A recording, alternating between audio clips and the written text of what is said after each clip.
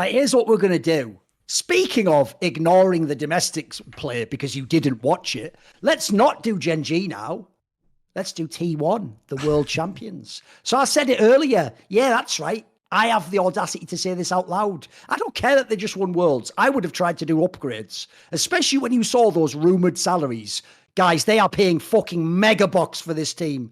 Dude, I don't know if you saw, like, if you count it all up, Monty, this team's like something like, I think this is like a $7 or $8 million team or something. If you look at like the millions of dollars in salaries, it's crazy how much they're paying. So the problem I have is this. There are people who I have only seen get over the line properly at this Worlds. Owner's the best example, where I would personally use this as the leverage point to get in someone else as the jungler, or I would have gone for, I would have been, if you're going to pay mega bucks, I'd have been in the ruler lottery. Let's see if we can get it. Or can I have Viper? You know what I mean? Like, that's in my opinion, you make this team cracked out. Look, it could be good still. We remember in spring, they were an awesome team. The style was fucking sick, but they always had to win off that style at the time. It wasn't like Worlds where individual performances leveled them up. So I think Zeus is the shit. I'm glad they kept him, but I'm not a fan personally of running it back. I understand the sentimental angle.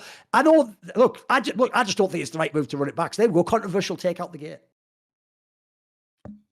I think the worst part of running it back is JDG didn't run it back, so I can't watch the rematch. That's actually the worst part. Listen, you're gonna get on that BLG copium with me, Monty. We're writing.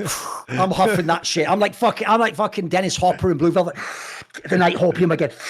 Tabe is out, man. Tabe is out. Of course. Tabe reshaped that team, man. Fucking Tabe, man. It's all good. It's all good. What do you think of running it back, Yamato? It's like, on my end, it's like the two players I have hyped up the entire year, which I think are like the strongest players on T1 for me, is Gumayushi and Zeus. I think these two players are, like, I view T1 through the lens like, how the fuck did they get to the place that they were after having like a very, very tough split? I think that the community likes, I believe that the impact that Faker had on the team is clear, but I think that people are really, really overselling that portion of it, because I think it puts every other player into a strange position where we can't make that comparison of what would happen with Genji if you remove Chovy and put in Poby, yes, right? Like, what would happen with KT if BDD was out? And these were fucking insanely important players for these teams. So I think that making that comparison and putting all of the improvement on a sole player is very, very hard. I think it's a deeper discussion in terms of how hard it is to function in a team that is dysfunctional after putting in a player that clearly was not ready, right? And I think that Faker had a fantastic World Championship and so forth, but I think even in the run-up, if you look at the LCK playoffs, Faker, of course, with the injury, didn't play as much, was being outperformed by Chovy, being outperformed by BDD too. Like, there was games where BDD was solo killing him left and right. I remember specifically on Tristana, and Owner was having a really, really hard time. I think after this World Championship, I think it's fair to say that individually, each T1 player had the best performance in their position, just due to the sheer level of dominance and the path they needed to take in order to win the World Championship, beating all 4 LPL teams and only dropping a game against Genji earlier and the game against JDG, right? And something else that I maybe know. That was the 2 games. That was it. You're thinking about that Liquid game, thinking that they lost it, but they did in fact win that game.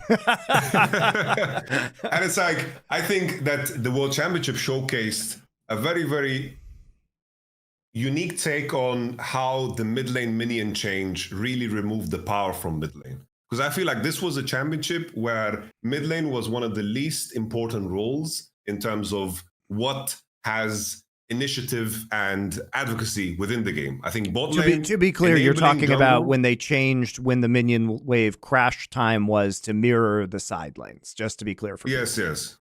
I think mid lane was not super, super important at this World Championship in comparison to past World Championship. We think already last year it was like the Zeka story, 2021 with Scout and so forth. It's like mid lane has been so important for so long. This time around, it's like due to the minion change and everything was about hitting the beat on first Drake and then Rift Herald and finding like basically basing on mid lane for those timers rather than squeezing for power. I think really, really changed the landscape overall. Now the question of like running it back, I think T1, like, I think it makes sense to some degree. Like, I can understand because it's the same conversation as the G2 one. It's like, in terms of not thinking about the finances, I'm sure that you can make some maneuvering to try to achieve more. but already starting the year with the only variant of success for you is to hit the golden road, that is a fucking tough ask, doesn't matter what fucking team you are.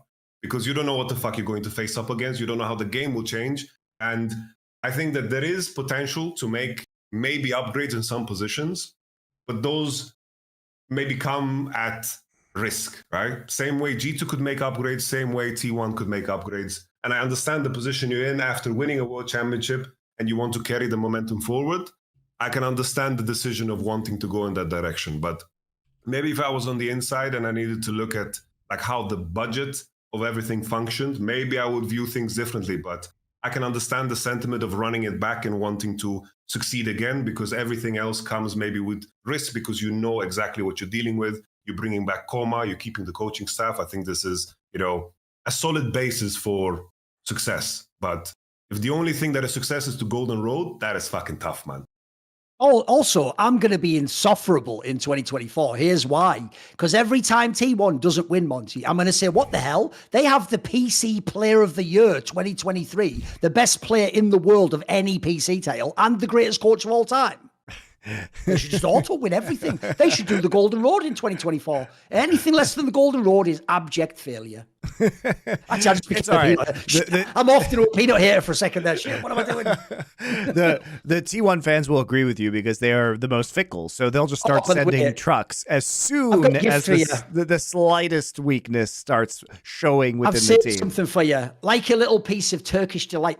Delicious chocolate. And then inside there's a sort of a little sweetness there. Are you ready? This is how mad T1 fans are. A T1 fan tried to rationalize, because here's the thing, once you've checked off all the boxes of all the arguments that don't make sense, they just, like, their brain just goes, say anything to just distract him, because they don't have any points left, so they just go, banana toffee pudding pie. And you go, what the fuck? And so what this guy did is he goes, you say that it was like a fluke to win worlds, and like they wouldn't have, but I didn't see you calling out DRX when they won worlds. It's like...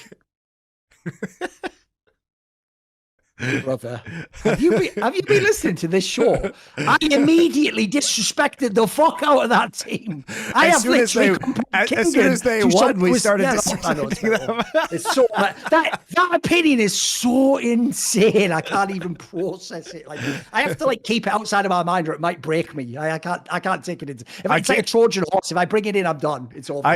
I can't decide which would have been worse, Thorin. The fans after T1 wins, or the fans if Weibo won, telling us that 2 fourth seeds had won worlds, and therefore the underdog stories were the best, and we should never have double elimination. That's I don't know which one's worse, though, and I don't know which one's worse. You can't win. People because here's the other narrative that would happen. Here's some fun ones for you. The Shy is the best top laner of all time. That one would have definitely been in the cards. I actually do secretly believe that one. Who said that? Anyway, whoever said that, don't worry, let's keep going on with the conversation. So it's okay.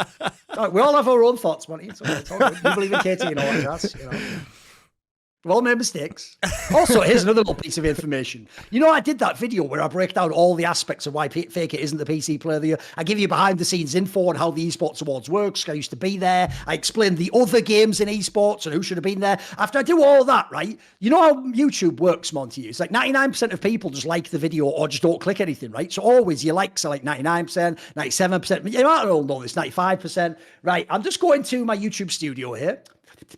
Just going to scroll down here. What's that? My video is sitting at 66% likes with over 500 dislikes. Oh, okay. Well, reasonable fan base. That one then. Guess they found my video then. Okay.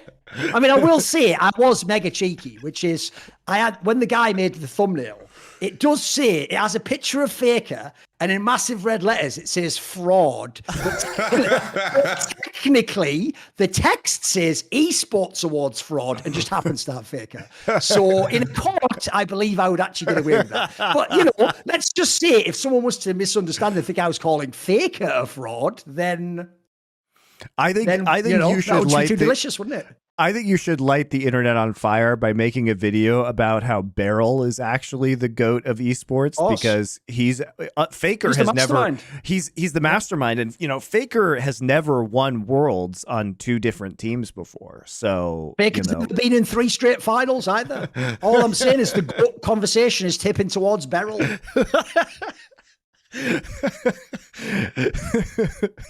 I think that would be the ultimate hilarious satire tilter video to make.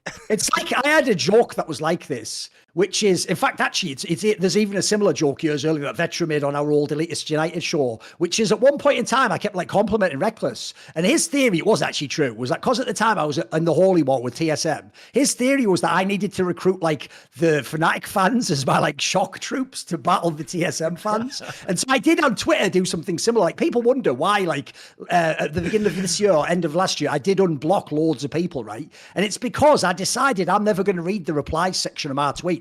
So what I decided was, right, if the replies are this bad, it's like Suicide Squad. I'm going to go and recruit the worst posters that were ever in my replies. And I'm going to unleash these motherfuckers on the rest of you in the replies. You deal with them. They're going to be going, you're thinking, little bro doesn't even know. I'll release motherfuckers who have all that upset.